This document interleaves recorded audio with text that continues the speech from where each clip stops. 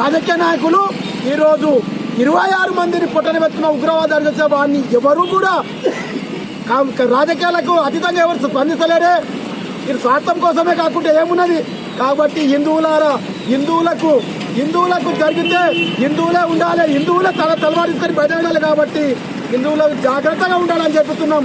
రోహింగ్యాలు మనకు తెలియని ఇక్కడ వచ్చిన రోహింగ్యాలు ఎవరైనా ఉండుంటారు. కంపల్సరీ 10 కోట్ల మంది రోహింగ్యాలు భారతదేశంలో ఉన్నారు, బంగ్లాదేశ్లో ఉన్నారు, పాకిస్తాన్ లంచకుండా దొంగ చాటుగా వచ్చిన ఎంతమంది ఉన్నారంటే 10 కోట్ల మంది ఉన్నారు. పశ్చిమ బెంగాల్లో కానీ పాత బస్తీలో కానీ ఎక్కడ చూసినా ఎవరు వచ్చిండ్రు?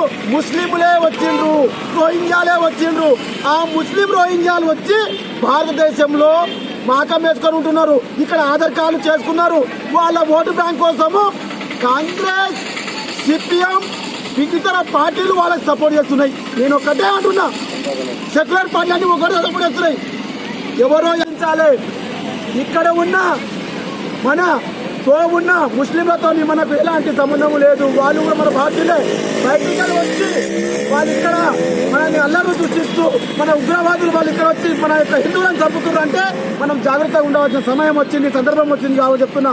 ఈరోజు బంగ్లాదేశ్ జరుగుతున్నా, ఇక్కడ పశ్చిమ బెంగాల్ జరుగుతున్న దాడులన్నీ కావచ్చు, ఈరోజు కాశ్మీర్లో జరిగిన దాడి కావచ్చు. జాగ్రత్తగా ఉండకపోతే మనం హిందువులకు పుట్టగట్టు ఉండాలని చెప్పేసి ఆలోచన చేస్తున్నారు. కాబట్టి ప్రతి హిందువు ఆలోచన చేయాలి, కులాన్ని విడిచిపెట్టాలి. హిందువుల యొక్క మానాలని మర్యాదలని అనేక మంది టూరిస్టులు, యాత్రికులు పొట్టన పెట్టుకున్నట్టు ఉగ్రవాదులకు తగినటువంటి మూల్యం చెల్లించే సమయం తప్పకుండా వచ్చింది. ప్రభుత్వం మన ప్రపంచంలోనే గొప్పలైనటువంటి శాంతికాముకమైనటువంటి వాతావరణం సృష్టించేటువంటి ప్రభుత్వ అధినేత మన మోదీ గారు సౌదీ అరేబియా పర్యటనకు వెళ్తున్నారు. ఆ సందర్భంగా ఆ యొక్క పర్యటనను ముగించుకొని ఇక తగదు, ఈ ఉగ్రవాది యొక్క భరతం పట్టాల్సిందే అని ముఖ్యమైన సమావేశం జరిగింది. ఒక్కరు కూడా ఈ ధర్మానికి చెందినటువంటి వాళ్ళు ఎవరు లేనటువంటిది మనం గమనించాలి. అంటే సనాతన ధర్మాన్ని ఇక మటుమయం చేయాలనుకుంటారు. కానీ అది ఎవరి వల్ల కాదు.